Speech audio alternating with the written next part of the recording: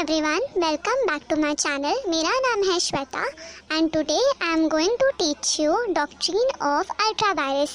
As you all know, a company maintains two books, that is Memorandum of Association and Article of Association.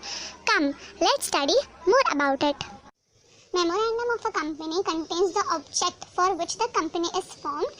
ये बताता है कि क्या एक कंपनी का ऑब्जेक्ट है जिसलिए कंपनी को फॉर्म किया गया है, और ये दिखाता है कि कंपनी की बाउंड्रीज क्या क्या है जिसको वो क्रॉस नहीं कर सकते हैं। आर्टिकल ऑफ एसोसिएशन एक ऐसा डॉक्यूमेंट है जो बताता है कि क्या पर्पस से कंपनी फॉर्म हुई है।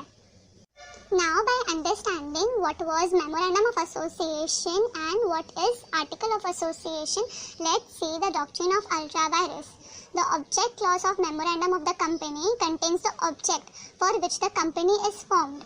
अब अगर कोई भी ऑब्जेक्ट पे जो कंपनी फॉर्म हुई है, अगर कोई भी कंपनी उससे बियॉन्ड कोई भी काम करता है तो उसको अल्ट्रावायरस बोलेंगे और वो एक्ट वॉइड कहा जाएगा और उसको रेक्टिफाई भी नहीं कर सकते हैं, जिसका मतलब है कि अगर कोई भी एक्ट जो कंपनी के ऑब्जेक्ट क्लॉज के ऊपर किया जाएगा उसको है ना वॉइड माना जाएगा, null and void and which can not be rectified.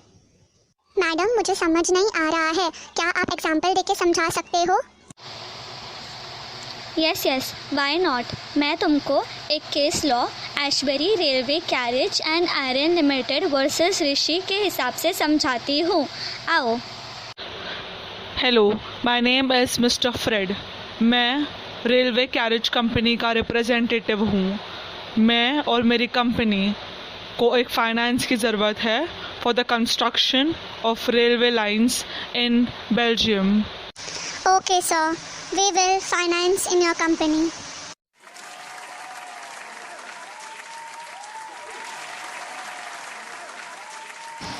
Hello mister, you look really very happy.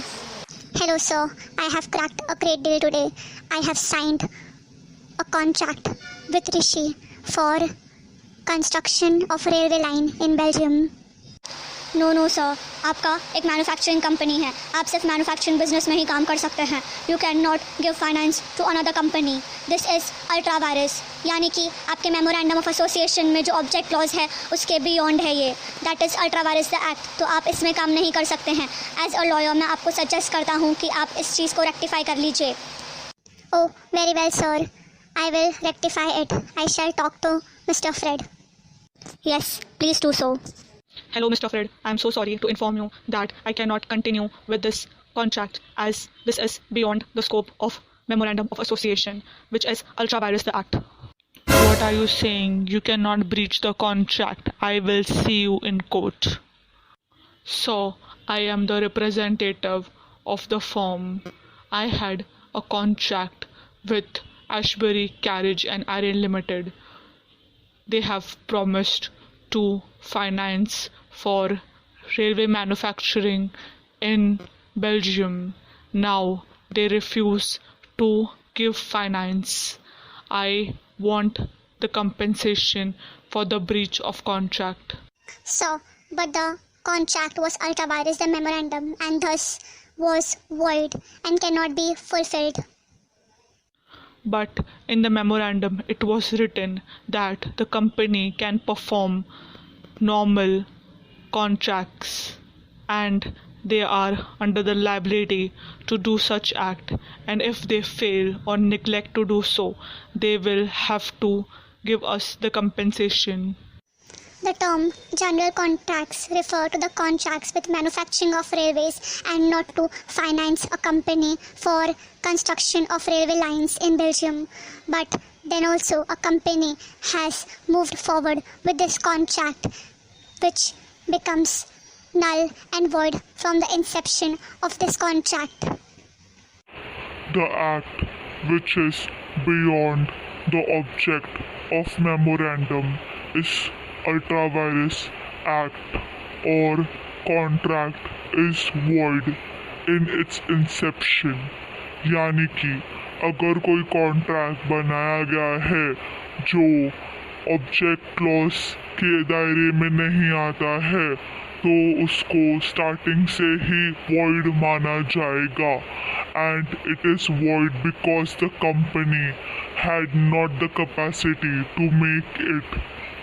वो ऑब्जेक्ट क्लॉज में नहीं था, इसीलिए कंपनी के पास अथॉरिटी नहीं है to enter into such contract and since the company lacks the capacity to make such contract, how it can have capacity to rectify it?